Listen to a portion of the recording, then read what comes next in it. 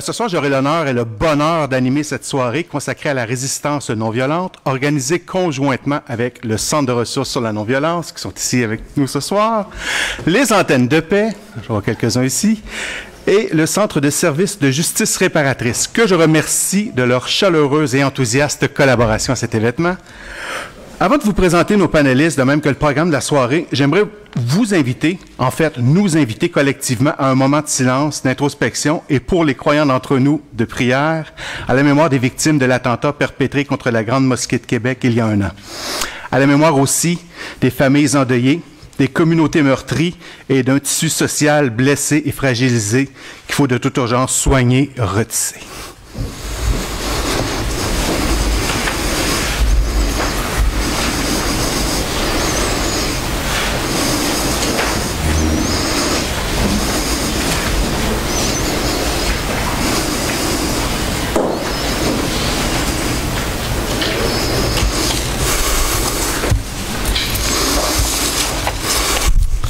D'abord, quelques mots sur le Centre Justice et Foi, un centre d'analyse sociale fondé en 1983 par les Jésuites du Canada français et d'Haïti.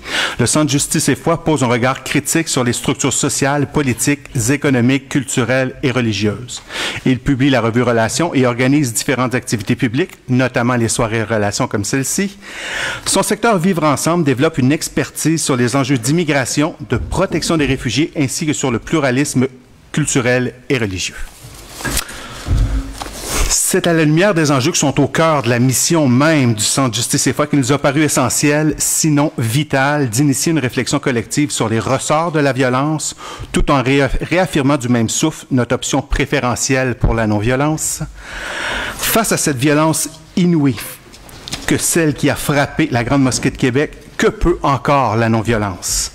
Face aux violences structurelles, institutionnelles et symboliques qui écrasent, humilient et marginalisent encore un trop grand nombre de nos concitoyens, concitoyennes et de nos contemporains, partout à travers le monde, que peut encore la résistance non violente?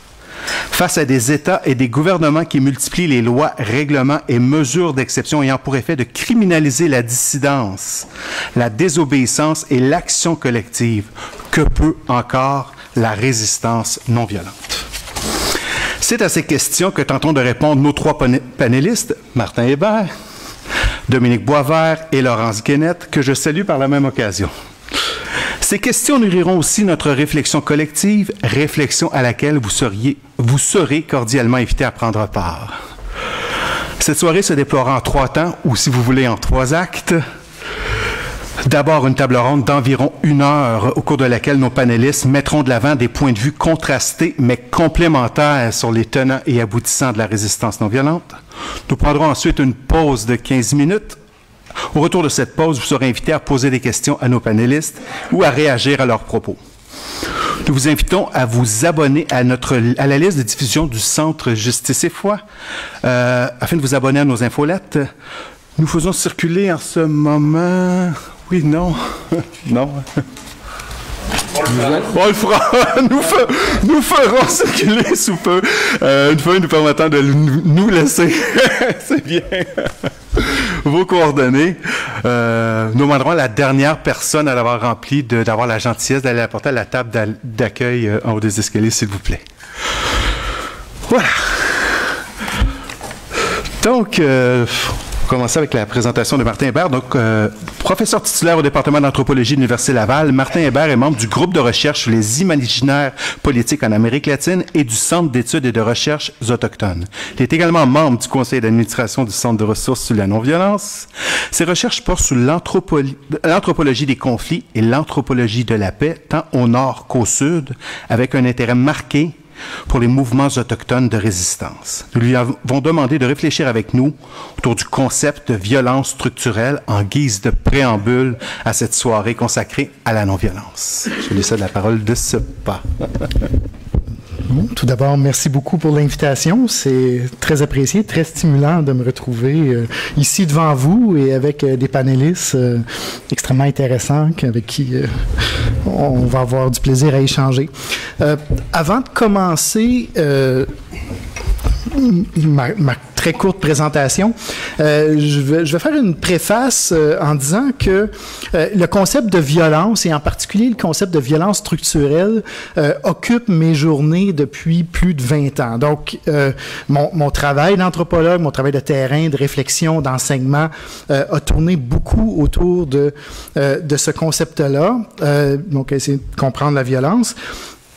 Ce qui explique le fait que dans cette présentation-ci, je vais essayer de vous proposer des pistes pour sortir de cette analyse-là. Donc, c'est pas pour dire d'entrée de jeu qu'elle n'est pas pertinente ou intéressante. Je vais essayer de montrer qu'effectivement, ça nous aide à comprendre plusieurs enjeux de justice sociale, mais je vais aussi attirer l'attention sur certains pièges liés à cadrer la violence et la domination, l'exclusion, la marginalisation en termes de violence structurelle. Donc, j'espère avoir le temps de me rendre jusque-là parce que ça va... je vous dirais, l'idée, c'est d'ouvrir des pistes nouvelles pour augmenter et nuancer cette approche-là. Donc, je vous propose une présentation en 3 temps. Tout d'abord, une discussion générale sur le concept de violence lui-même. On m'a envoyé certaines commandes avant le début de la séance, là, en me disant de centrer, entre autres, le propos sur les violences de l'État, les violences colonialistes, impérialistes. Donc, on pourrait dire des violences à grande échelle, d'une certaine façon. Lié à la nature de l'État moderne. Donc, je vais glisser quelques mots juste pour essayer de situer un peu qu'est-ce qu'on entend par, disons, différents types de violences. Après, je vais faire un morceau au milieu qui traite plus spécifiquement de la violence structurelle, d'où vient le concept, qu'est-ce qui nous permet de voir et de distinguer. Et en troisième partie, comme je disais, je vais essayer d'ouvrir sur ce que j'ai appelé les pièges du diagnostic, les pièges de tenter de comprendre des situations d'inégalité, d'iniquité, d'injustice sociale uniquement en termes de violence et de souffrance et certains efforts faits pour véritablement tenter d'ouvrir la porte à des perspectives un peu plus donc complémentaires, un peu plus constructives, mais sans perdre de vue, évidemment, tout le travail diagnostique et critique qu'on doit faire. Donc, la commande est assez lourde, mais je vais essayer quand même de passer à travers. Donc, essentiellement, évidemment, depuis, je vous dirais, les années 1950, depuis qu'un discours quand même assez élaboré a commencé à être formulé sur la domination coloniale, on a vu le concept de violence croître et croître. C'est-à-dire qu'on est parti, si vous regardez dans un dictionnaire de 1920 ou un dictionnaire du 19e siècle, vous regardez le terme violence, il va avoir essentiellement 2 sens qui vont lui être attribués, c'est-à-dire d'une part, le sens que les médias peuvent donner à ce concept-là encore aujourd'hui, c'est-à-dire véritablement le sens de coups et blessures, donc ce qu'on en est venu à appeler la violence physique directe. Donc, c'est un sens qui est quand même présent depuis très longtemps. Et le deuxième sens est essentiellement le sens attribué à la violence des éléments naturels, donc la violence du vent, la violence de la tempête, etc. Donc, on est déjà dans je dirais, des sens qui vont cadrer notre sens commun de la violence comme étant une personne qui donne des coups à une autre personne, essentiellement. Évidemment, à partir des années 50 et un petit peu avant, ce concept-là s'élargit en disant, essentiellement, pour qu'il y ait des effets similaires à la violence physique, il n'est pas nécessaire qu'il y ait des coups de portée. Une situation injuste, une situation de discrimination, une situation de domination sociale peut créer tous les effets de la violence physique directe et on n'a pas besoin simplement de porter notre attention sur cette violence physique directe-là. Donc, essentiellement, ce que ça fait, cette ouverture-là à l'idée que la violence est plus complexe que simplement de la violence physique directe, c'est ouvrir la porte à une notion du pouvoir et du pouvoir que un groupe peut exercer sur un autre, qui est, elle aussi, plus complexe et plus profonde. Donc, essentiellement, pour les besoins de la présentation, j'ai divisé cette notion du pouvoir-là, et on va revenir très rapidement sur la violence avec ça, en 3 strates. L'État moderne, évidemment, comme certains d'entre vous, et la plupart d'entre vous le savez, s'arroge le monopole de la violence physique légitime. Donc, l'État moderne se présente comme, dans sa propre société, dans les propres rapports de domination qu'il établit, comme le seul utilisateur légitime de la violence. Et cette force-là en est venue à définir la nature de l'État. Bon, je vais passer rapidement. Donc, essentiellement, ce que ça veut dire, c'est que dans notre manière de concevoir le pouvoir, on a exacerbé une forme de pouvoir de l'État qui est celle de pouvoir être violent envers sa population et celle de pouvoir faire la guerre à l'extérieur. Donc, son monopole sur la violence physique directe. Et pour illustrer cette centralité-là du pouvoir et de la violence physique dans notre notion du pouvoir, je vous évoquerai l'image de Louis XIV. Louis XIV, sur ses canons, faisait graver l'expression Ultima ratio rex, le dernier argument des rois. Donc, quand le pouvoir politique s'effrite, quand le pouvoir politique est poussé dans ses derniers retranchements, il a recours à la violence physique directe. Et j'ai compris que certains corps de police français ont encore Ultima ratio de graver sur leurs armes, en disant ça, c'est vraiment le dernier argument. Mais, évidemment, comme vous pouvez le constater, l'État, surtout dans un État de droit, comme celui dans lequel on vit, ne gouverne pas au quotidien avec la violence physique directe. La menace est toujours là. Et je vous dirais même que même dans la pire dictature où la violence physique elle est exacerbée, ce n'est pas le mode de gouvernement principal de l'État moderne, parce que sinon c'est ingouvernable. Une société où vous auriez à faire avancer et obéir les gens au fouet constamment est tout à fait dysfonctionnelle. Donc, il y a d'autres strates du pouvoir de l'État moderne qui se sont développées et qui ont été développées et qui vont nous intéresser ici. Une de ces strates-là est ce qu'on va appeler le pouvoir institutionnel, c'est-à-dire le pouvoir qui est encodé dans les institutions qui vont permettre le fonctionnement normal de la société. Le droit, par exemple. Le droit va codifier et normaliser toutes sortes d'inégalités, d'injustices et, bon, par exemple, l'accès au statut de citoyen de certaines personnes et pas d'autres, l'accès à la propriété de certaines personnes et pas d'autres, vont être normalisés par des régimes de droit. L'école est une autre de ces institutions qui va reproduire des inégalités sociales dans bien des cas. Et pensez à n'importe quelle institution autour de vous, elles en fait, sont le pilote automatique du pouvoir de l'État. Donc, si l'État a des injustices fondamentales à sa racine, et tous les États en ont, ben, ces injustices-là vont être reproduites par le fonctionnement normal des institutions. Et ici, normal, je ne veux pas dire souhaitable, je veux simplement dire les institutions fonctionnent telles qu'elles ont été prévues. Au Canada, évidemment, on peut penser au cas de la gouvernance des populations autochtones. Les Autochtones sont encore des mineurs au sens légal. Donc, c'est quelque chose de codifié, c'est quelque chose qui fait partie du pouvoir institutionnel. Et après ça, une fois que vous avez accepté cette prémisse-là, ben, le pilote automatique s'enclenche. Et au-delà de ça, donc, au-delà du pouvoir des institutions de reproduire des inégalités, il y a une autre strate de pouvoir qui est celle qu'on va dire du pouvoir symbolique. C'est-à-dire, ici, on entre dans simplement le pouvoir de forger des vérités, de forger les vérités fondamentales d'une société, de naturaliser certaines formes de discrimination au point tel où les gens ne les contesteront plus. Donc, 5 minutes déjà, ça vole vite. Donc, essentiellement, ce que la violence structurelle est venue faire comme concept est de problématiser justement ce fonctionnement normal des sociétés-là pour y voir des causes de la violence. Et pour faire ça, essentiellement, ce qui a été fait, c'est de déplacer notre compréhension de la violence. C'est-à-dire que quand on parle de violence physique directe, on s'intéresse à ses causes et ses moyens. On regarde une personne donner un coup à une autre. Pour comprendre la diversité des formes de la violence dans une société, on a déplacé le regard vers des effets qu'on va dire structurés. C'est-à-dire que si vous voyez un enfant mourir de tuberculose, ça peut être une tragédie, ça peut être un mauvais une malchance, un mauvais coup du sort ou peu importe. Si vous voyez 5000 enfants autochtones en particulier mourir de tuberculose, et alors que les enfants dans le reste de la population ne meurent pas de tuberculose, ben vous avez là une souffrance, oui, mais qui n'est plus aléatoire dans la société. Vous avez une souffrance qui est structurée.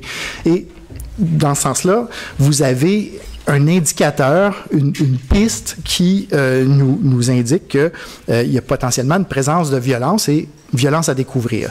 Donc, ce constat-là a été fait dans les années 60 essentiellement, sous, disons, l'impulsion d'un théologien, Gustavo Gutiérrez, en Amérique latine, théologien de la libération, qui a défini justement ce qu'il appelait la violence institutionnalisée pour justement penser des situations de discrimination, d'inégalité profonde, de marginalisation, de fragmentation sociale imposée dans des contextes où il y avait relativement peu de violence physique directe imposée par l'État. Parce qu'à un moment donné, quand un régime colonial se met en place et est à son apogée, il se reproduit essentiellement sans trop de répression parce que ces postulats ont été intériorisés par les gens. Donc, juste étant donné que le temps file, qu'est-ce que ça a créé comme situation? Ça a créé une espèce de course parmi les militants, les chercheurs, pour débusquer les différentes formes de violence. Et ici, j'avais toute une page qui listait différents types de violences qui ont été définis, institutionnelles, psychologiques, domestiques, ontologiques, épistémologiques, infrastructurelles, structurelles, institutionnelles. Donc, il y a tout un vocabulaire qui s'est développé depuis les années 60 pour aller chercher la violence et la découvrir dans ses ramifications les plus fines et subtiles jusqu'aux violences qui, en fait, imposent des identités, imposent des subjectivités, c'est-à-dire les sens que les gens ont d'eux-mêmes. Donc, je vais passer évidemment très rapidement là-dessus. Qu'est-ce que ça a créé?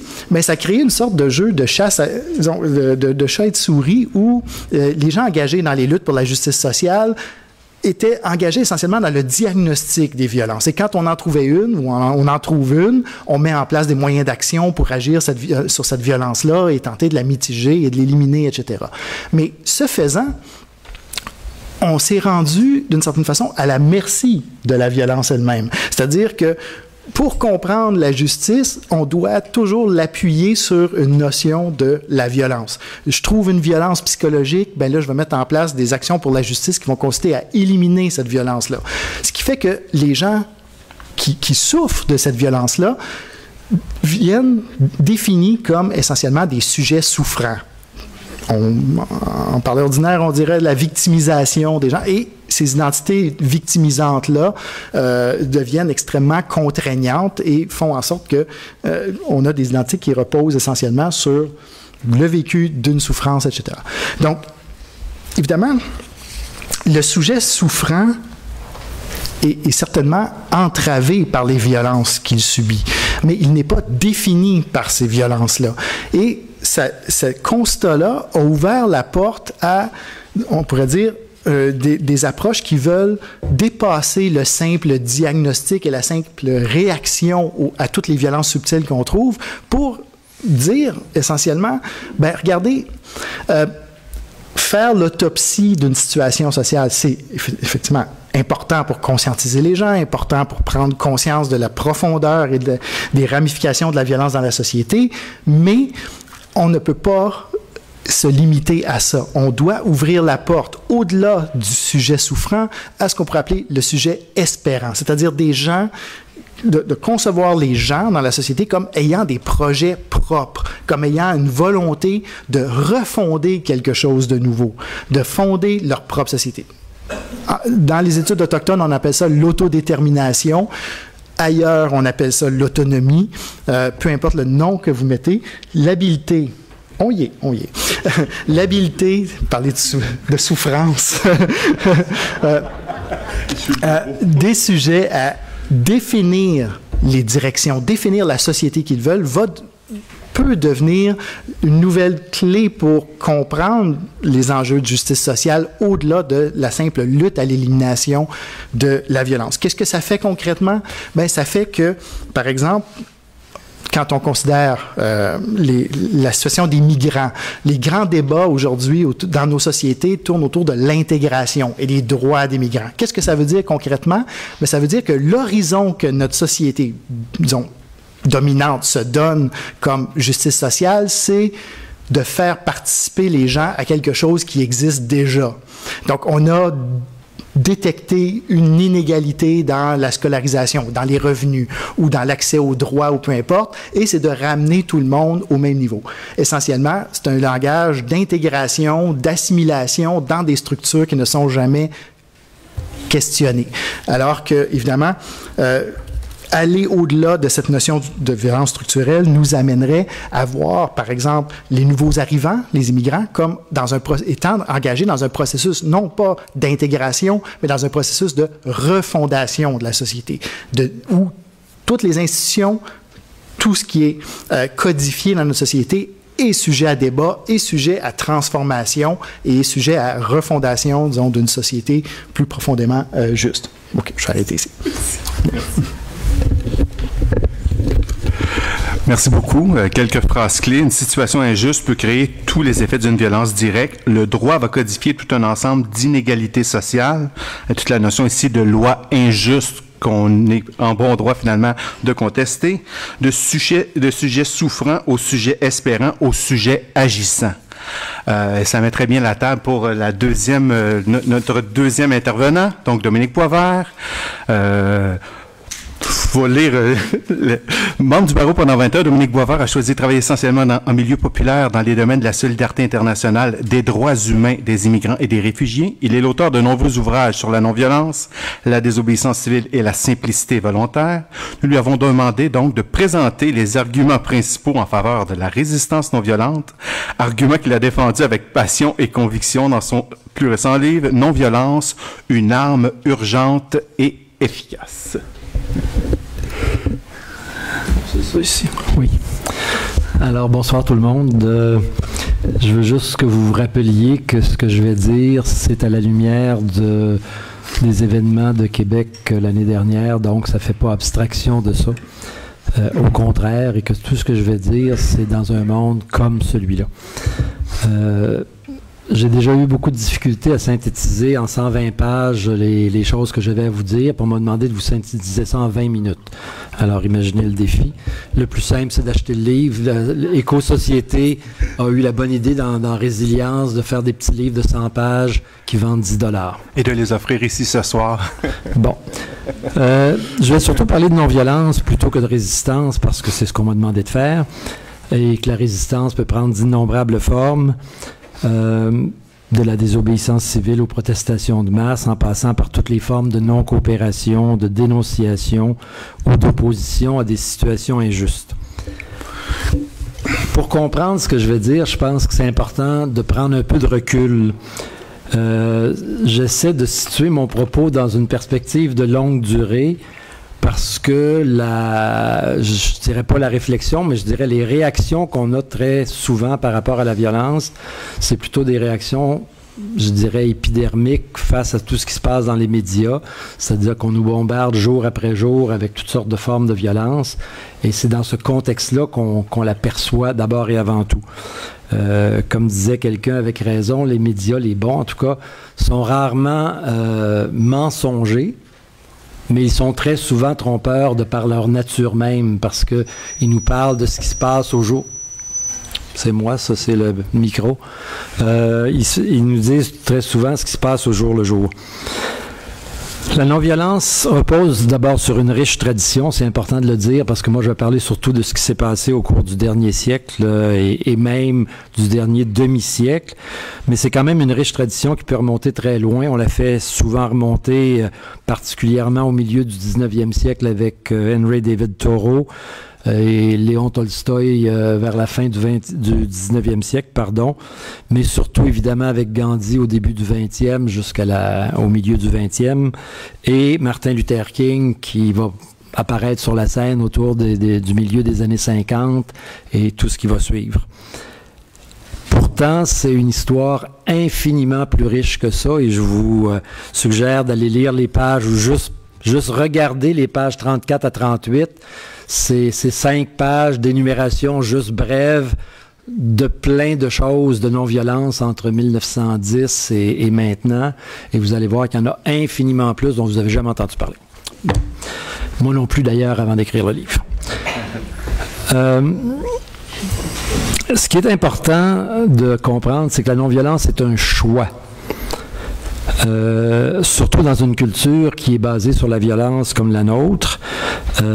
Et dans une culture basée sur la violence est plutôt le réflexe spontané quand il y a une injustice quelconque, quand on nous offense, quand on nous crie des noms, quand on nous insulte. Notre premier réflexe, c'est d'abord la réaction vive et qui peut comporter toutes sortes de formes de violence, comme disait, et pas nécessairement sans aller jusqu'au coup physique, là.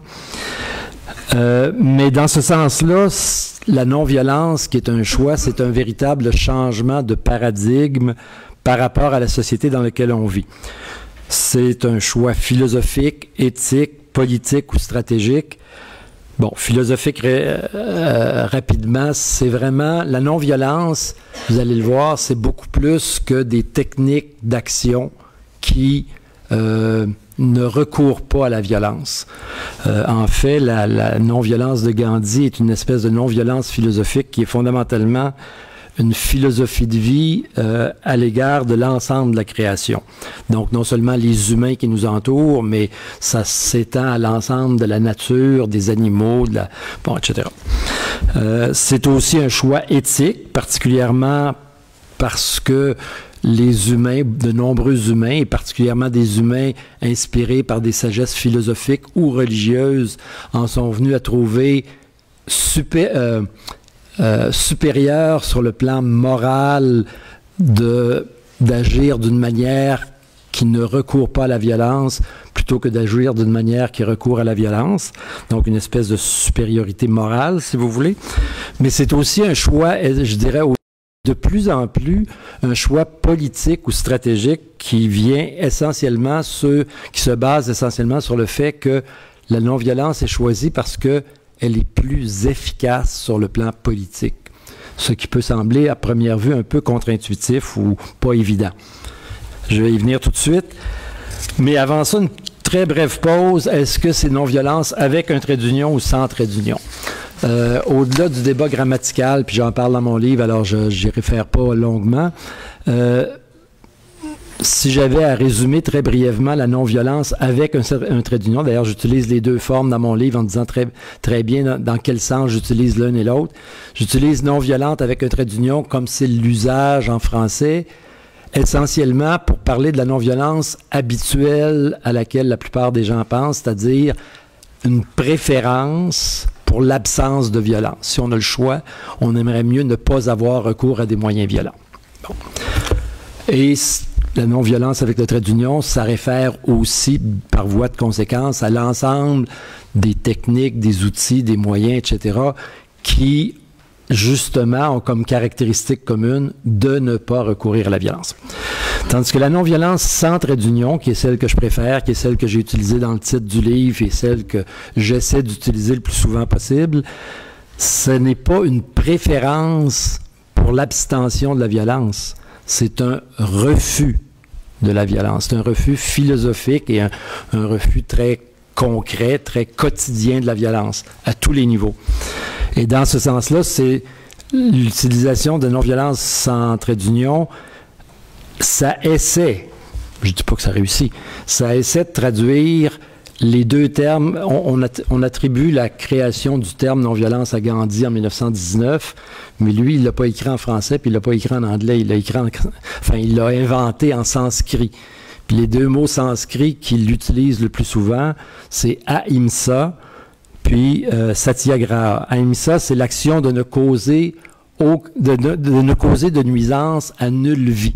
Justement, c'est beaucoup plus large que juste les rapports entre des humains. C'est un essai de ne causer aucune forme de violence à quoi que ce soit autant qu'à qui que ce soit.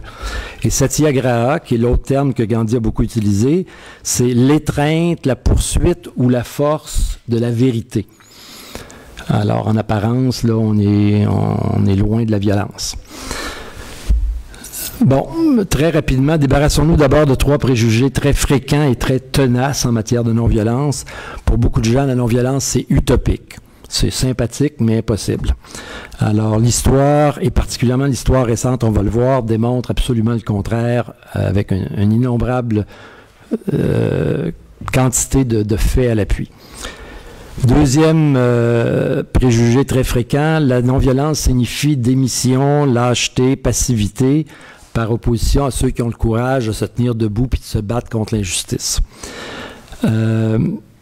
C'est non seulement une mauvaise compréhension de ce qu'est le combat, parce que le combat, ça résume généralement le combat à se tenir debout et à riposter, soit avec des coups physiques, si on nous attaque avec des... C'est le contraire de tendre l'autre joue, là, c'est si on te donne une claque, tu donnes une claque, puis si, bon, etc. Si tu n'en veux pas une deuxième, tu donnes une claque plus forte, puis bon, ou tu élimines l'autre, bon. Alors, c'est non seulement une mauvaise compréhension de ce qu'est le combat, mais le choix de la non-violence demande en fait plus de courage que la violence, pour une raison très très simple, c'est que vous y allez au combat désarmé, sans armes. Alors, vous risquez plus de prendre une balle perdue ou de prendre une balle totalement intentionnelle parce que vous n'en avez pas envoyé. Tandis qu'au moins, si vous avez une arme, généralement, la technique qu'on vous enseigne, c'est de tirer le premier. C'est de s'assurer que c'est votre balle qui va partir la première plutôt que la deuxième. Parce que sinon, c'est... Bon. Alors, ça, il faut être clair, ça n'a rien à voir avec des missions lâcheté, passivité. Troisième préjugé très aussi tenace, c'est la non-violence est moins efficace que la violence. Je ne m'attendrai pas là-dessus, parce qu'on va en parler plus longtemps. En fait, la non-violence est plus efficace que la violence, même si ça paraît totalement contre-intuitif. Quel est donc le principal obstacle par rapport à la non-violence? Le principal obstacle, c'est notre incapacité, c'est plus qu'une incapacité, c'est vraiment notre résistance profonde à oser penser différemment. On vit dans une société qui est cadrée, normée à toutes sortes de niveaux, au niveau de l'économie, de la culture, la politique, tout. Et on pense relativement largement en fonction de la société qui nous entoure. Mais en fait, ce qui nous entoure, on va à l'école, on se marie, on trouve un travail, on gagne notre vie, puis on meurt. Mais qui c'est qui a dit qu'il fallait que ce soit comme ça? C'est pourquoi il y a bien d'autres façons de vivre sa vie de façon aussi réussie, puis peut-être plus heureuse, puis tout ça que celle-là. Mais il y a plein de choses comme ça qui sont des espèces de prêt-à-penser, comme disait Guy Paiement. Alors, le principal obstacle, c'est notre difficulté à penser autrement. Est-ce qu'on pourrait lutter contre le terrorisme avec la non-violence? Est-ce qu'on pourrait avoir un vrai pays sans armée? Est-ce qu'une police pourrait être quand même efficace si elle était désarmée? Dans les 3 cas, oui, c'est possible. Mais spontanément, tout le monde va penser que c'est impossible. Si vous osez affirmer ça puis que vous n'avez pas de bons arguments, vous allez juste faire rire de vous autres. Dans les 3 cas, c'est possible. C'est possible d'abord parce que ça existe déjà à plusieurs exemplaires. Alors, c'est pas le lieu ce soir de parler de ça, là, mais les polices désarmées, puis des pays sans armée, puis etc., ça existe. Ça existe aussi parce que c'est nécessaire et que la nécessité est mère de l'invention. Si on veut le réaliser, c'est faisable. D'ailleurs, il y en a qui l'ont réussi. Et troisièmement, parce que les évolutions profondes vont dans ce sens-là. Et ça, c'est très important. Je vais essayer de le montrer. C'est pour ça que je dis qu'il faut prendre un peu de recul. Je ne vous parlerai pas des nouvelles au jour le jour. Là. Je vais vous parler de ce qu'on voit bouger comme plaque tectonique dans l'ensemble du monde de 1900 maintenant. Alors, ma prétention en écrivant ce livre, c'est que le temps de la non-violence est venu dans notre monde actuel, celui de Trump, pas celui de Obama, de celui de Poutine, celui du terrorisme et du soi-disant État islamique, même s'il était plus faible maintenant, celui des menaces imminentes des changements climatiques et des armes nucléaires. Les scientifiques viennent d'amener l'horloge de l'apocalypse à minuit moins 2, ce qui est le plus proche de minuit c'est arrivé une fois dans l'histoire depuis 1947, c'est en 1953. L'année dernière était à minuit moins 2,5. Il est rendu à minuit moins 2 depuis la semaine dernière. Pourquoi est-ce que je dis ça, que c'est possible, que le temps est venu? Ça repose sur deux constats surprenants. Premier constat, la violence n'a jamais cessé de décliner, de la préhistoire jusqu'à nos jours. Le deuxième constat, c'est que la non-violence est 2 fois plus efficace que la violence. Dites ça, puis vous allez vous faire tirer des tomates, là, c'est évident. Pourtant, c'est rigoureusement vrai. Je réfère à 2 volumes que je devais vous apporter de ma bibliothèque ce matin, puis j'ai oublié à la maison, puis ils ne sont pas à la bibliothèque ici. Le premier, c'est celui de Steven Pinker, qui est un chercheur né à Montréal, mais qui a fait toute sa carrière universitaire aux États-Unis.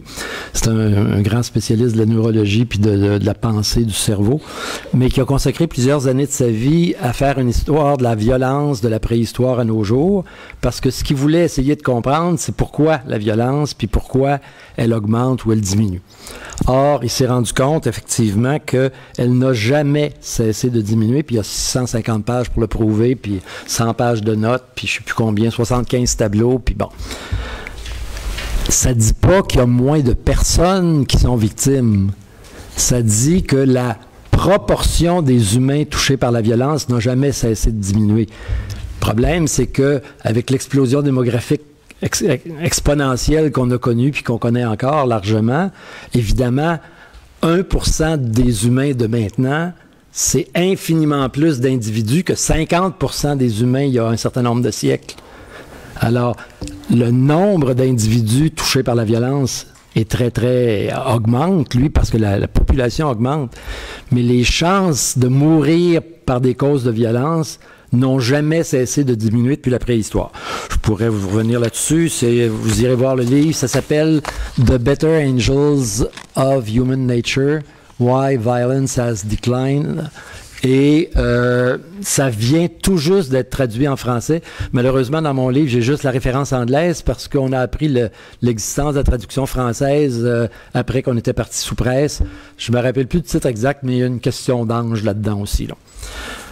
Vous allez le trouver, c'est aux éditions Les Arènes, je pense. Ou Les Liens qui libèrent, c'est un des deux. Ce constat que la violence ne cesse de décliner, qui est plutôt encourageant pour la non-violence, c'est pas le résultat d'un choix ça n'est pas tant le résultat d'un choix que la conséquence de l'évolution claire, du moins jusqu'ici, vers une collectivisation de l'humanité accompagnée par une délégation de la violence, justement, aux institutions qui ont le monopole légitime de la violence. C'est-à-dire, au fur et à mesure que les humains se sont regroupés, ils ont de plus en plus délégué la violence à des organes précis, la justice, la police, l'armée, et ils ont de moins en moins fait la justice eux-mêmes, et c'est ça qui était la source de la violence, largement. Bon, en tout cas, ça, je vous résume, les 650 pages ou les 800 pages, je ne me souviens plus. Mais plus significative encore pour notre propos de ce soir, c'est la recherche de 2 universitaires américaines qui s'appellent Erika Chenoweth et Maria Stephan. C'est ça qui constitue la grande nouveauté. Leur livre paru en 1971 qui s'appelle Why Civil Resistance Works, The Strategic Logic of Nonviolent Conflict, étudie pour la première fois de façon rigoureuse et systématique l'efficacité relative de l'ensemble des conflits dans le monde selon qu'ils ont été menés avec des moyens violents ou non violents. Puis on a eu une discussion au souper pour savoir quand est-ce que c'est violent, non violent, etc. On pourra en parler dans les questions, là. Mais pour la première fois, une recherche universitaire a pris tous les conflits à travers le monde depuis 1900. Ils en ont identifié 323. Ils ont d'abord établi des règles rigoureuses au plan de la méthodologie, parce que c'est ça qui est la clé de toute étude recherche universitaire sérieuse, là. À partir de quand c'est un conflit, puis à partir de quand on dit qu'il est violent, puis il est non violent, puis bon, etc. À partir de quand on dit que c'est un succès, un demi-succès ou un échec. Bon. Alors, pour que les mêmes critères s'appliquent à tous les conflits qu'on étudie. Alors, on a étudié les 323 conflits entre 1900 et 2006, qui est la date limite là, de leur étude, même si le livre a paru en 2011. Et on a constaté que les conflits menés avec des moyens non violents ont été un succès partiel ou total un petit peu plus que 2 fois plus souvent que les conflits menés avec des moyens violents. Les succès partiels ou totaux étaient d'un peu plus que 50% dans les conflits non violents et d'environ 25% pour les conflits violents. Ceci dit, c'est pas parfait, là. Il y a un quart des conflits menés avec des moyens non violents qui ont été des échecs complets. Bon, mais c'est la même chose pour les conflits violents et ainsi de suite. Alors, les conclusions sont surprenantes et significatives à tous les niveaux. Et c'est ça qui est intéressant. Et là, je vais juste lire mes choses pour aller vite. Les conflits non violents, donc j'ai dit, 2 fois plus de chances d'obtenir en tout ou en partie d'atteindre leurs objectifs. L'efficacité supérieure se retrouve dans toutes les catégories de conflits, à l'exception d'une seule, la sécession de territoire. C'est le seul endroit où les conflits non violents ont 0 succès, puis les conflits violents ont à peu près 10% de succès. Mais toutes les autres catégories sont toutes largement supérieures pour les conflits non violents. Les chances que les conflits débouchent sur une démocratie et qu'ils ne reprennent pas par la suite sont beaucoup plus grandes avec la non-violence qu'avec la violence. Le recours à la non-violence plutôt qu'à la violence ne cesse d'augmenter avec les années.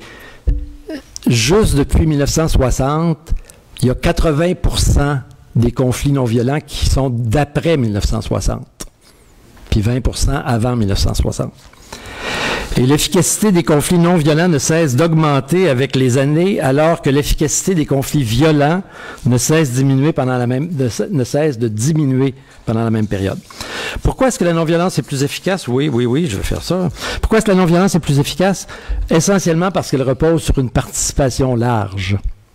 La non-violence ne peut pas se déléguer. La non-violence se pratique au je ou au nous. Vous ne pouvez pas dire à votre voisin, à votre conjoint, à vos enfants, « tu seras non-violent ». Ils seront bien ce qu'ils voudront. Tu peux leur recommander, ça c'est autre chose. Mais le seul qui peut être non-violent, c'est « je » ou « nous ». Et la deuxième raison fondamentale pour laquelle ça a plus de succès, c'est que la non-violence, de par sa nature même, n'antagonise pas l'adversaire, étant plutôt à désamorcer la haine plutôt qu'à l'augmenter, la provoquer, etc. On pourrait parler bon. Alors, si je veux terminer à temps, à la lumière de ces études et sur la violence et sur les conflits non violents dont j'ai parlé, relire l'histoire du monde est très éclairant. La non-violence ne cesse de progresser en quantité comme en proportion de conflits, de même qu'en approfondissement de ses modalités ou de son organisation. Au moins 2 domaines en sont des exemples parlants. L'analyse des outils de la non-violence et leur diffusion mondiale ont progressé de façon spectaculaire, particulièrement depuis les années 60 et 70. Et je recommande entre autres le livre de Gene Sharp. Gene Sharp qui est un des principaux chercheurs américains. Mais c'est un des principaux chercheurs dans le monde. Il s'adonne qu'il est américain. Sur ces questions-là. Un de ses livres vient d'être traduit, l'année dernière, il y a 2 ans, a été traduit en français par Éco-Société. Il est disponible à l'arrière. Ça s'appelle La lutte non violente, perspective pour le 21e siècle, quelque chose comme ça. Vous allez trouver pas mal le meilleur de ça. Mais je vous souligne un autre petit livre qui s'appelle Comment faire tomber un dictateur quand on est seul, tout petit et sans armes, de Srđan Popović, en tout cas un Serbe, et c'est un disciple de Sharp qui a fait tomber Milosevic, pas lui tout seul, mais sa gang, là, qui s'appelle Outpour, qui veut dire résistance en serbe, c'est eux qui ont fait tomber Milosevic. Oui, merci. Oui, je suis rendu là. Bon, alors c'est un des exemples comme quoi ça a progressé beaucoup. L'autre exemple où ça a progressé beaucoup, c'est les armées non violentes. Il y a toutes sortes de choses qui existent au plan international sur des groupes qui vont intervenir dans les conflits de façon civile, de façon sans armes et ainsi de suite. Il y a plein de choses et ils datent toutes d'après 1980, comme par hasard. Je termine en disant un dernier exemple tout récent de cette évolution mondiale, quand je disais qu'il y a une espèce de courant de fond, c'est l'évolution dans l'Église catholique, excusez-moi de faire, pour les non-croyants, de faire allusion à l'Église catholique, mais c'est l'Église catholique qui est à l'origine, les théologiens de l'Église catholique, qui sont à l'origine de la notion de guerre juste, qui a été tellement utilisée à travers le monde, particulièrement par ceux qui voulaient faire la guerre, pour expliquer que leur guerre était juste, selon les critères définis par l'Église. Or, l'Église catholique, et c'est très très clair, j'en parle plus longuement, j'ai un chapitre complet dans mon livre qui porte là-dessus, là, est en train, c'est pas fini, est en train de rejeter probablement définitivement la notion même de guerre juste. Il y a de plus en plus de gens, théologiens, y compris le dernier pape, qui semblent dire que ça se peut juste pas, une guerre juste. Que la seule chose qui pourrait être juste, c'est une paix juste.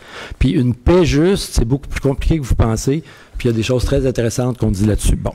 Alors, puis l'autre exemple tout récent, comme quoi il y a un courant de fond, c'est le traité international interdisant les armes nucléaires qui a été adopté par les Nations unies le 7 juillet dernier par 122 pays, malgré le boycott de tous les pays nucléaires et de leurs alliés comme le Canada. Ils n'ont même pas été votés ni pour, ni contre, ni s'abstenir, ils étaient juste pas là.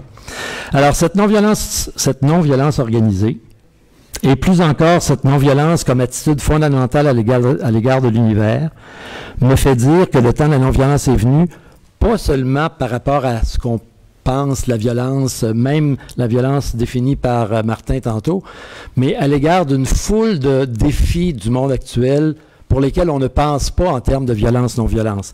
Les choses comme l'économie néolibérale mondialisée. On ne pense pas violence, non-violence, sinon pour les manifestations contre un sommet. Là. Les changements climatiques. On ne pense pas non-violence, sauf encore là des moyens pour lutter contre les pipelines, des choses. Puis c'est pas de ça que je parle. Je parle de la non-violence sans trait d'union comme réponse au changement climatique, les migrations internationales croissantes ou même les défis de la gouvernance mondiale. Il y a des choses là-dessus dans le petit livre, mais je m'arrête là. Merci. Merci Dominique. Oups. Bonjour. Oui, donc merci Dominique. On voit le juriste encore capable de plaider ici une cause avec ferveur et conviction. Je serais presque tenté de demander à Laurence Guénette, en fait, de jouer le rôle de l'avocat du diable ici. Donc, Laurence Guénette, qui est présidente du Réseau québécois des groupes écologistes, un réseau formé de près de 80 groupes voués à la protection de l'environnement. Elle milite également pour les droits humains depuis plus de 11 ans au sein du projet accompagnement Québec-Guatemala. Nous leur avons demandé donc de réfléchir aux tenants et aboutissants de la résistance non violente dans une perspective nord-sud, mais en tenant compte du contexte actuel, même si c'est peut-être contre-intuitif, marqué par une criminalisation croissante de l'action collective et un accroissement, du moins en apparence, donc de la répression militaire et policière contre les mouvements sociaux. Bonsoir. Ouais, quand on s'est échangé ce courrier-là, je me suis dit, oh oui, c'est un gros mandat. Mais en fait, moi, je suis pas une théoricienne de la non-violence. Je suis pas une chercheure non plus de ce sujet-là depuis très longtemps. J'ai eu l'occasion de travailler pour le Centre de ressources sur la non-violence en 2012. Pendant la grève, en fait, j'étais étudiante à temps plein. J'ai été en grève pendant 8 mois. Puis les 3 derniers mois, alors que la grève était même pas terminée, je me suis penchée, j'ai fait des recherches sur la non-violence au Québec, la désobéissance civile et tout ça dans le cadre du Printemps érable. Donc, ces questions-là m'ont beaucoup intéressée. Puis, je ressens quand même beaucoup de sympathie pour les principes de la non-violence, beaucoup d'intérêt. Je crois que la non-violence est porteuse de beaucoup de radicalité. Mais j'ai quand même des questionnements, des incertitudes, des malaises. Et c'est un peu l'approche que je me suis dit que j'emploierais pour la présentation de ce soir, c'est de partager des réflexions avec vous, mais qui sont pas nécessairement achevées ou qui sont des tentatives de réponse nuancées par rapport à la non-violence. Ben, en fait, par rapport aux défis de la non-violence que moi je perçois en tant que militante. En fait, j'ai commencé plus à connaître les principes de la non-violence et aussi de la désobéissance civile en 2012, comme je disais. Puis je me suis rapidement retrouvée au sein de beaucoup de tensions, de malaise entre les non-violents puis les radicaux qui ont envie de briser des choses. Et ayant un peu comme un pied dans les deux milieux, il m'est arrivé d'être comme un peu déchirée entre ces deux univers. Donc, d'un côté, avoir des personnes qui étaient choquées que je sois pas prête à condamner la casse pendant les manifestations, là, les vitrines qui étaient souvent brisées. Et de l'autre côté, des militantes avec qui j'avais des conversations purement théoriques, mais qui montraient du mépris, en fait, parce que je disais que non, je pense pas que tuer un flic, c'est une bonne idée. Par ailleurs, c'était des conversations... Ils auraient jamais fait ça, eux non plus, mais vous voyez le genre, fait que j'ai rapidement vu qu'il y a comme beaucoup j'ai ressenti personnellement un certain dogmatisme des deux côtés qui m'achale beaucoup. Et moi, j'ai envie de pouvoir réfléchir à tout ça librement, donc sans être obligé de me rallier de pouvoir en fait toujours me reposer les questions, réactualiser ces réflexions-là à la lumière des différentes circonstances, des différentes luttes, des différents contextes, donc Guatemala, Québec ou ailleurs. Donc c'est ça. Je vais partager avec vous mes réflexions, mais s'il y a des gens qui veulent me lancer des tomates après ou poser des questions, j'ai vraiment rien contre.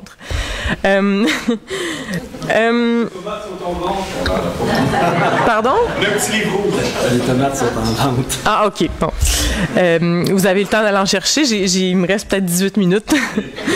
En fait, j'ai réfléchi au défi, parce qu'on m'avait demandé ça. Puis je me suis dit que je pense que le principal défi en ce moment des luttes non violentes concerne la définition de la violence. Parce que qui définit c'est quoi la violence en ce moment? Puis en dehors de petits livres comme celui-là, je parle dans le discours dominant, mettons, c'est pas les mouvements sociaux qui définissent qu'est-ce que c'est la violence. Je pense que c'est le pouvoir, c'est les médias, puis c'est le droit. Donc, je trouve que la violence est de plus en plus liée à la légalité. Le droit, évidemment, comme vous le savez, encadre tous les modes de contestation. Il les rend de plus en plus étroits. Donc, quand on est en démocratie, quand on veut contester l'état de la situation sur certains enjeux, ben, on a certaines façons de le faire qui sont légales, et ces façons-là sont, à mon avis, de plus en plus définies et étroites. Donc, si on prend par exemple l'exemple du droit de manifester, le droit de manifester est prévu par la loi, est défini en termes de droit, mais ce droit-là est de plus en plus encadré par des modalités. Maintenant, c'est concernant le trajet qu'on donne aux policiers à l'avance, etc. Donc ça, c'est le rôle du droit la légalité étant, en fait, on en a parlé un peu tantôt, là, la légalité étant, en fait, le principal élément normatif qui fonde la légitimité dans notre société. Donc, il y a eu d'autres époques où il y avait des éléments qui avaient plus de puissance que la légalité pour fonder dans l'esprit des gens qu'est-ce qui est légitime ou pas. Mais de nos jours, c'est la légalité qui est le principal élément normatif. Il y a aussi d'autres éléments, bien sûr, qui rentrent en ligne de compte. Donc, ça peut être certaines valeurs fondamentales pour certaines personnes, ça peut être des religions, mais l'élément principal, c'est quand même la légalité. Et moi, ce que je trouve, c'est que la définition de la violence qui circule dans le discours dominant est de plus en plus étroitement liée à ce qui est légal. Donc, dès que quelque chose est illégal, c'est qualifié de violent. Les États puis le pouvoir sont très conscients de ça, c'est-à-dire du fait que la légitimité est largement fondée par la légalité en ce moment. Pour vous donner un exemple que j'ai pu apercevoir dans mes recherches, ben en Géorgie, aux États-Unis, pendant le mouvement pour les droits civiques, il y avait la police en fait de Géorgie avait reçu l'ordre des autorités d'arrêter plein de gens pendant une manifestation pour les droits civiques, d'arrêter le plus de gens possible, mais sans aucune violence physique, mais de leur mettre en fait plein d'accusations puis de constats d'infraction pour pouvoir rapidement les enlever de l'espace public sans qu'il y ait une démonstration de violence physique. Donc le but de ça, c'était que les militantes se retrouvaient avec des accusations, des infractions à gérer de façon individuelle. Et inversement, ben, le mouvement n'avait pas été nourri par les images de violence étatique moins subtiles, disons, physiques. Donc, en démocratie, je pense que la répression est de plus en plus juridique. Pour qu'elle puisse demeurer socialement acceptable, il faut que l'État se serve le moins possible en fait de son monopole de la violence légitime. On a un exemple québécois aussi. En fait, ça me faisait penser à un exemple québécois qui est le fait que de nombreux avocats militants observent que les accusations de voies de fait sur des policiers sont distribuées vraiment de façon abusive, en fait. ce qui ensuite a des conséquences très graves sur les personnes, qui souvent c'est des personnes qui ont participé à des manifestations ou fait des actions directes avec une idée des conséquences que ça pouvait avoir au plan légal, mais souvent c'était des conséquences qui se situaient au niveau d'infractions ou d'accusations assez légères, mais là quand on se retrouve avec une accusation de voie de fait, c'est beaucoup plus grave, ça implique un dossier criminel, peut-être une peine de prison, etc. Et les policiers maintenant, ils l'utilisent de façon abusive, donc en qualifiant de violence, ce qui peut être simplement le fait de pas bouger. Donc si un policier tire sur mon bras puis que je bouge pas, ben je peux être accusé de voie de fait. C'est arrivé récemment aussi avec des militants écologistes.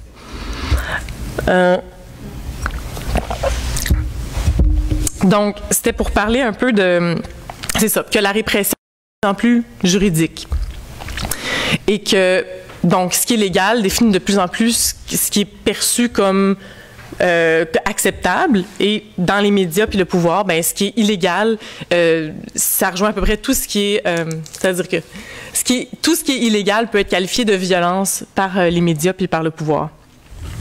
Le droit aussi, comme on sait, est largement fondé sur la notion de propriété. Et donc, la notion de propriété contribue à définir la violence. Donc, après ça, si on se dit que, tentative de définition, là, si la violence, c'est quand on commet un acte qui porte atteinte à l'intégrité physique ou psychologique d'un être humain, mais là, est-ce qu'on va inclure là-dedans le fait de détruire les objets qui appartiennent à cet être humain-là ou détruire des infrastructures, etc. Donc, ça peut aussi attenter au bien d'une personne, en fait, même d'une personne morale. C'est considéré comme de la violence souvent par les juges, par les médias, par le pouvoir. À cause que ça porte atteinte aux intérêts. Donc, en termes de droit, j'ai perdu mon idée. C'est ça. Le droit étant fondé sur la notion de propriété, tout ce qui est le fait de briser des objets va beaucoup être qualifié de violence aussi. Alors que moi, personnellement, je pense qu'il faut faire attention à cet aspect-là de la définition. Et évidemment, à son tour, ben, la violence va, avec ce sens super élargi, contribue à justifier la criminalisation. Et elle va être beaucoup instrumentalisée par le pouvoir pour définir qui est un bon ou un mauvais militant. Donc, quand je vous disais, les modes de contestation sont définis et assez limités, ben, les bons militants, c'est ceux qui restent à l'intérieur de ces modes de contestation-là, versus les mauvais sont ceux qui vont oser en sortir. Donc, je pensais à des exemples, mettons, en 2012, pendant la grève, on exigeait de l'AC qu'elle condamne la violence, sans quoi elle n'allait pas être reconnue comme un interlocuteur légitime pour participer au débat sur ce qui était un enjeu de société. Donc, c'est quand même, alors que l'AC n'était pas en train de perpétrer ces actes-là concrètement, mais juste de prendre cette posture-là, de condamner la violence, c'est ce que le gouvernement instrumentalisait pour justifier son exclusion de la table de négociation, jusqu'à un certain moment où l'AC a trouvé une formulation un peu genre on ne condamne pas, mais en tout cas je me rappelle plus c'était quoi, mais en fait il reste presque plus de choses dans le discours dominant qui sont considérées comme non violentes quand elles sont illégales. C'est ça que j'essaie d'exprimer. Puis j'avais envie de faire peut-être un détour par le Guatemala, puisque je suis impliquée depuis, c'est ça, un certain nombre d'années dans le projet d'accompagnement Québec-Guatemala. Donc, au Guatemala, pour vous faire une histoire très courte là, du pays, il y a, des situations de violence structurelle très importantes depuis la colonisation, puis même après que le pays soit devenu indépendant de l'Espagne, c'était les États-Unis qui exerçaient une exploitation de la population et des ressources naturelles, etc. Donc, il y a eu des mouvements démocratiques. Il y a eu finalement une révolution démocratique en 1944, donc révolution non violente, et qui a mis au pouvoir le premier gouvernement élu par le peuple plutôt que dictature. Et qui a essayé de faire des mesures de réforme agraire, de plus progressistes, bref. Et 10 ans après, il y a eu un coup d'État qui a renversé cette démocratie-là et c'est des dictatures militaires qui ont repris le pouvoir. Donc, il y a la guérilla qui est arrivée qui s'est formé en fait à partir des années fin des années 50 et qui ont mené une lutte violente pour essayer de reprendre le pouvoir dans le pays, évidemment avec des conséquences dramatiques ça a été il y a eu un génocide commis par l'État, il y a eu en tout plus que 250 000 morts, la plupart commis par l'État, mais il y a quand même la guérilla portait un peu le fardeau d'avoir initié les violences et d'avoir pas su protéger la population.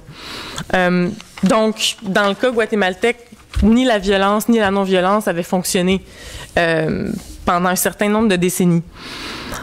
À l'approche des années 90, il y a eu différents acteurs qui se sont mis à accélérer les processus de paix dans plusieurs pays d'Amérique centrale, en fait, parce qu'il y avait le néolibéralisme avec les accords de libre-échange qui commençaient à se mettre en place. Donc, pour le néolibéralisme, ça prend la paix. La paix, au moins, en termes juridiques, en termes politiques officiels. Donc, pas la paix juste. Une autre paix qui est une paix formelle avec un état de droit, donc encore beaucoup fondé sur la légalité, un état de droit nécessaire à créer la prévisibilité qui est nécessaire pour les investisseurs étrangers, pour les compagnies, pour que tout ça fonctionne bien. Donc, ça a été accéléré et là, le Guatemala a eu ses accords de paix en 1996. Donc, c'est maintenant un pays en paix depuis plus que 20 ans, pour le pire et pour le pire, ou à peu près. Là, il n'y a aucune des conditions, il y a presque rien qui a changé, en fait, par rapport aux années 40, au moment où il y avait eu la révolution démocratique. En termes des inégalités structurelles et des grandes injustices, tout demeure à peu près pareil. Sauf que la majeure partie de ces injustices-là et de ces violences-là est maintenant légalisée. Donc, ça fait un peu écho à ce qu'on disait tout à l'heure, je pense. Combien il me reste de temps? S'il vous plaît. 7 minutes. OK. D'accord. Donc, nous, au projet Accompagnement Québec-Guatemala, je sais que je vais vite, je m'excuse, je divague d'un sujet à l'autre. Au projet Accompagnement Québec-Guatemala, ce qu'on fait comme mode de solidarité, justement, non-violent, puis la non-violence fait partie de nos valeurs, nos principes qui sont énoncés là, explicitement, c'est qu'on accompagne les militantes guatémaltèques ou défenseurs de droits humains qui en font la demande en croyant qu'une présence internationale pourrait les aider à dissuader les attaques potentielles contre eux et elles. Donc, qu'est-ce que cette question-là de la définition de la violence qui domine, qui se rapproche de ce qui est légal, en fait, ou qui se rapproche de ce qui est illégal de plus en plus, ça nous pose problème en tant que projet d'accompagnement parce que pour maintenir notre légitimité à rester présent dans le pays, on doit absolument se solidariser uniquement de luttes non violentes. Mais ça, quand on a commencé ça à l'époque des années 80, les accords de paix étaient même pas encore signés. Puis c'est évident que ça voulait dire qu'on voulait se solidariser de mouvements sociaux guatémaltèques, mais pas de la guérilla. On voulait aller encourager des mouvements qui prenaient pas les armes. Sauf que maintenant, à l'heure actuelle, concrètement, ça veut dire qu'on peut pas se solidariser d'un mouvement qui commet des actions illégales pour sa lutte. Donc, si on a des gens avec qui on est en solidarité, une communauté qui mène une lutte contre une compagnie minière canadienne depuis plusieurs années et tout, on sait qu'ils organisent une occupation de terre ou un blocage de route, bon, on peut pas y aller. On peut pas publiquement se solidariser de ça.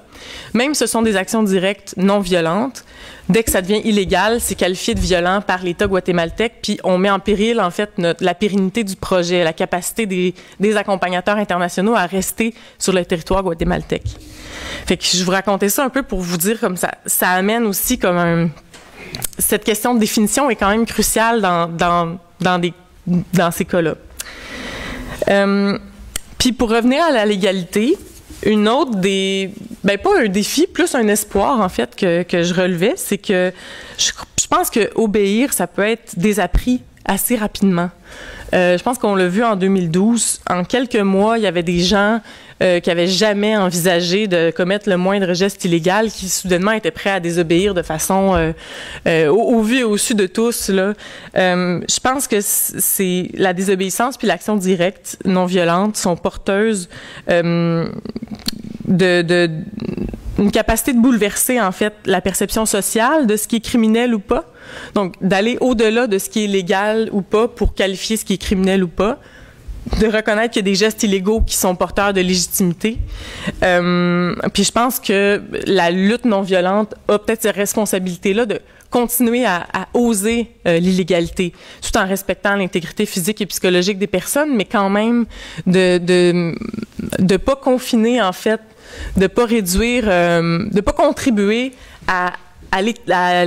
au rétrécissement de l'espace de contestation qui est possible. Puis je pense que ça, c'est une responsabilité du mouvement non violent aussi, de tous les mouvements non violents, de faire attention à cette question de définition. Puis peut-être que je terminerai, j'aurai pas le temps de tout faire, donc je ferai un choix.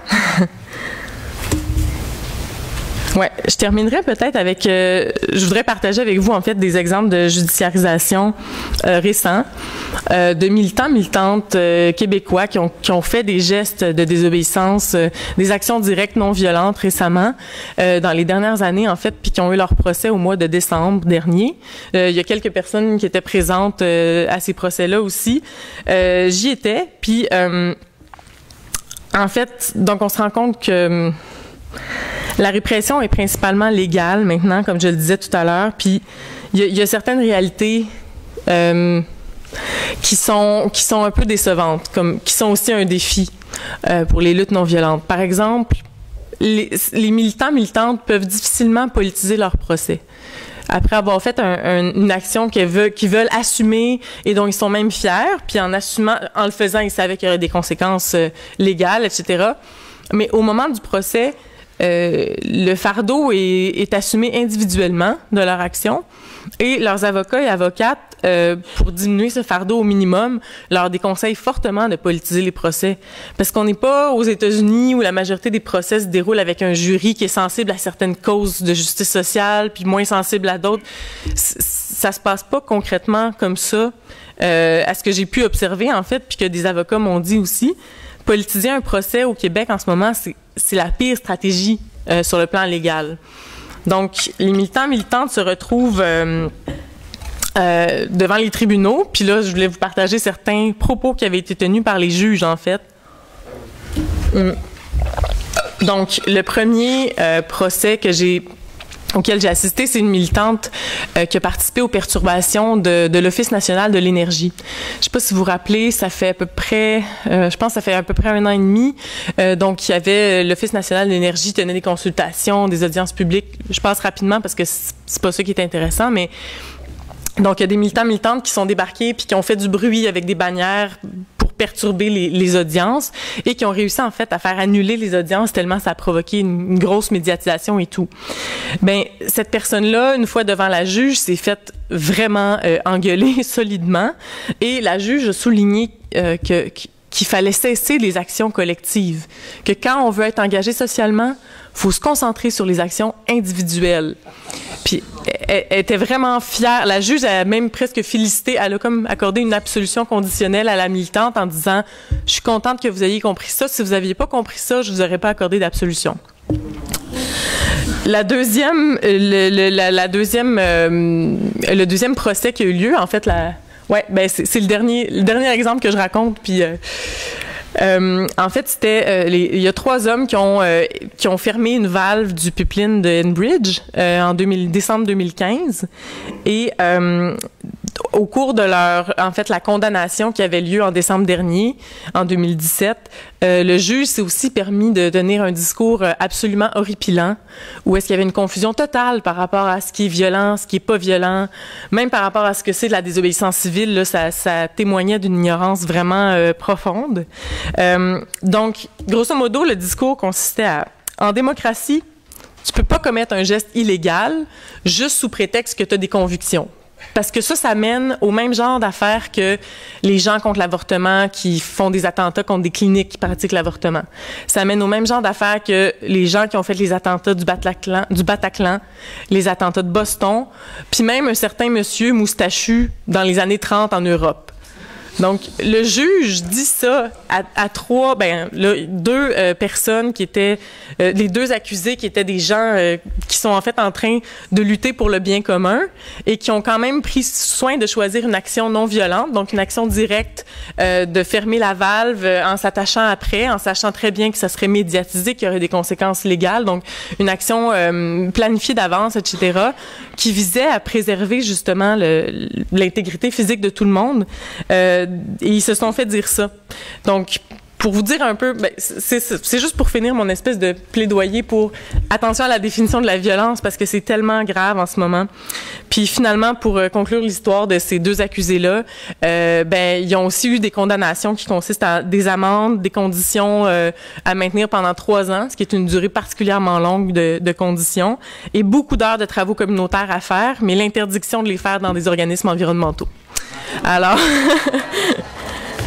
Donc, c'est ça. Je m'arrête ici. J'avais d'autres affaires à dire, mais... Merci beaucoup.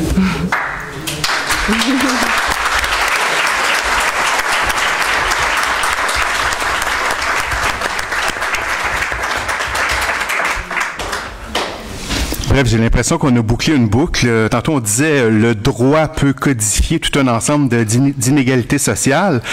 On pourrait même ajouter, à la lumière de ce que tu viens de nous dire, le droit et la paix peuvent codifier et légitimer tout un ensemble d'inégalités sociales et surtout paralyser finalement l'action.